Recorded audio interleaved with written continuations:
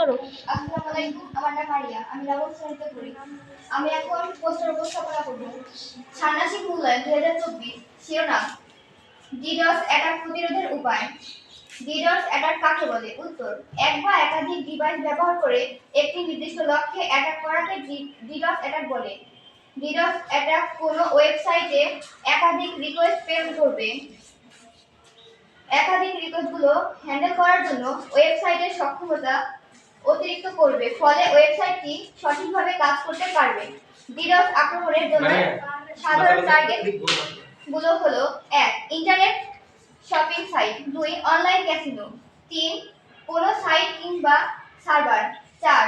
যে কোনো ব্যবসা বা সংস্থা যা অনলাইন পরিষেবা সরবরাহের উপর নির্ভর করে, 5. যে কোনো পিসি কিংবা ইন্টারনেট বেসড মেশিন। সুবিধা ডিডস এর: অল্প সময়ে সাইটকে ডাউন করে দেওয়া যায়। 2. কোনো অতিরিক্ত জ্ঞানের প্রয়োজন নেই, যে কেউ এটা করতে পারবে। 3. এটা করার জন্য পিসির সামনে বসে থাকা লাগে না, শুধু চালু করে রাখলেই হয়, স্বয়ংক্রিয়ভাবে কাজ করে। অসুবিধা ডিডসের: 1. নিজের পিসির হার্ডওয়্যারের চাপ পড়ে, ফলে নষ্ট হবার সম্ভাবনা থাকে। 2. হাই স্পিড নেট কানেকশন লাগে। 3. সব সাইট ডাউন হয় না। এছাড়াও ডিডসের আরো অনেক সুবিধা ও অসুবিধা আছে। ডিডস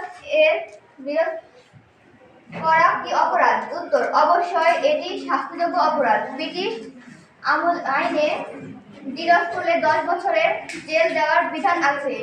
পুলিশ তদন্ত করে বিশ্বজুড়ে অপরাধীদের গ্রেফতার করেছে। প্রযুক্তিগত অপরাধের গুলো যা ডিডস আক্রমণগুলোর বিরুদ্ধে সফল হয়েছে। 2000 দশকের গোড়ার দিকে এই ধরনের অপরাধগুলো কার্যকলাপ বেশ সাধারণ ছিল, তবে বর্তমানে সফল ডিডস আক্রমণের সংখ্যা হ্রাস পাচ্ছে। ডিডস অ্যাটাক প্রতিরোধ করা কি কঠিন হয়ে পড়ে?